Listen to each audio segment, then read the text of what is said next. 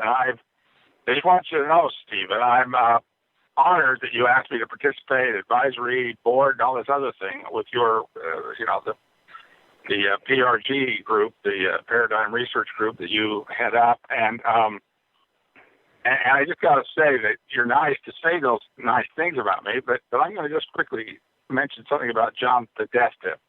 I got to know him very well. He worked for, of course, Bill Clinton when I was in the Congress and would show up in my office quite regularly.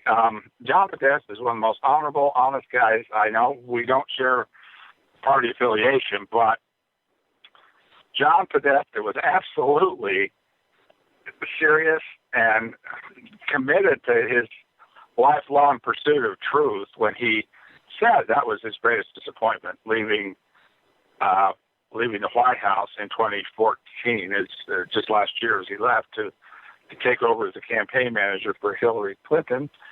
And, I've got to say that if anybody can convince what odds makers are now saying, and it won't be with my vote, I have to admit, but Hillary Clinton has probably got an 80% chance of ending up in the White House. It's my feeling that John Podesta has got the same type of integrity that people like former New Mexico Governor and Secretary Richardson has, who was fought hard as governor to get files on Roswell opened up.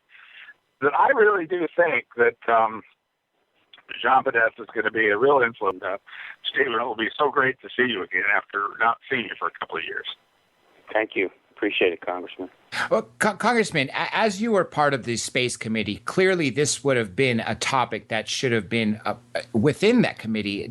When you were during your tenure as Congressman, did any inkling of extraterrestrial life or anything along those lines ever come into discussion in that Space Committee? Yes, it did, but not. I can't remember, quite honestly. I'd have to go back and check all, my everything, but because there were a lot of hearings and a lot of things that we did with Rohrabacher, who was the chairman of the Space Committee at the time, Dana Rohrabacher, who did a good job on that.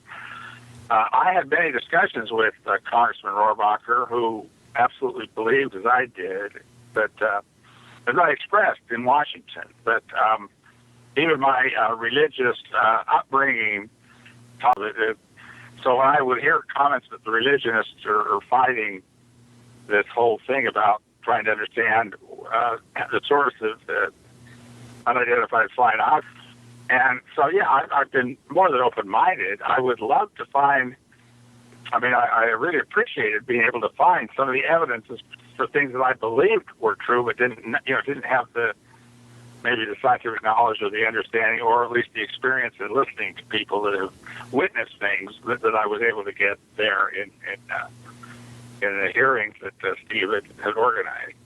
So, but I can't really say that other than just private discussions, there were any hearings that I remember in the Space Committee, and I went up and I had discussions with him on it, who seemed to share the same beliefs. So I think it was common for members of the Space Committee to believe in extraterrestrial sources for the unidentified flying objects, but can't really say that there were specific hearings. Certainly nothing that approached the quantity and even quality of the evidence that was brought forth in the hearings that in 2013.